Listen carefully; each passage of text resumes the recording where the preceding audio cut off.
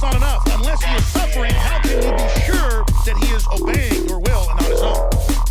Power is in inflicting pain and humiliation. Power is in tearing human minds to pieces and putting them together again in new shapes of your own choosing.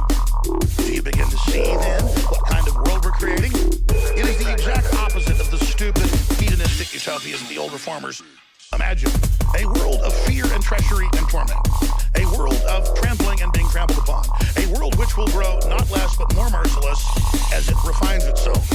Progress in our world will be a progress towards more pain. The old civilizations claimed they were founded on love or justice. Ours is founded upon hatred. In our world, there will be no emotions except fear, rage, triumph, and self-abasement. Everything else, we shall destroy. Everything. Already we are breaking down the habits of thought which have survived from before the revolution. We have cut the links between child and parent, and between man, and between man and woman. No one dares trust a wife or a child or a friend any longer. But in the future, there will be no wives and no friends. Children will be taken from their mothers at birth, North Korea, as one takes eggs from a hen. The sex instinct will be eradicated. Procreation will be an annual formality, like the renewal of a ration card. We will abolish the orgasm. Our neurologists are at work upon it now. There will be no loyalty except loyalty towards the party. There will be no love except the love of Big Brother. There will be no laughter except the laugh of triumph over defeated enemy. There will be no art, no literature, no science. When we are omnipotent, we shall have no more need of science.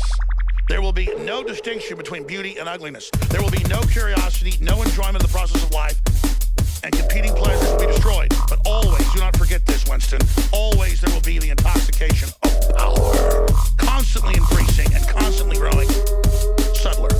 Always, at every moment, there will be the thrill of victory, the sensation of trampling on an enemy who is helpless. If you want a picture of the future, imagine a boot stomping on a human face forever.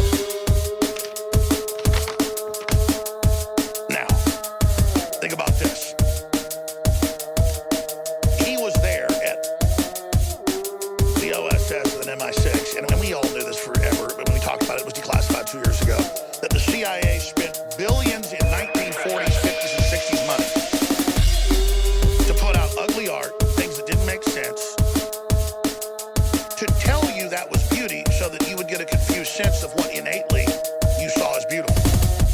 So that then they could finally ratchet it up to show nothing but ugliness, to the point of which you were unable to even recognize beauty, and that you would adapt to the ugliness. That's why they made architecture ugly, they made things squat, they made things twisted on purpose, was so that you would lose basically those spiritual connections to the higher and understand that you were transcendent above all this. Now, we all knew this. It's declassified 2 years ago.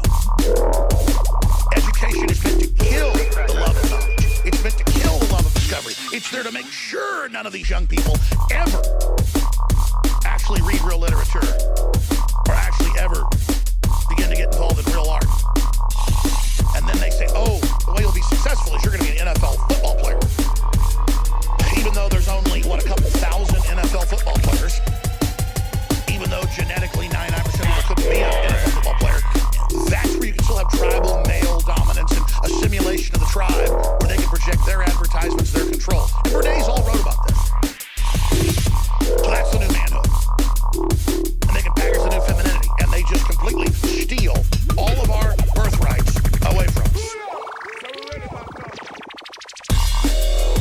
Rembrandt, with his pen and brush, being able to capture candlelight that nobody else could do, and to show a human image more human than human, almost show the soul of a person.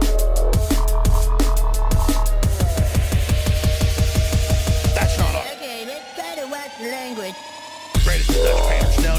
It's splattering a bunch of random paint. Where, see, anybody can be a master.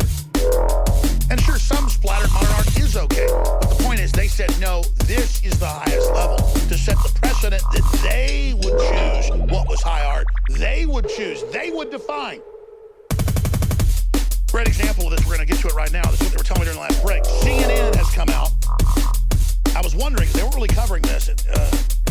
His latest clip where he doesn't just say Hillary's a founder of ISIS. He says Obama and Hillary are co-founders, which we said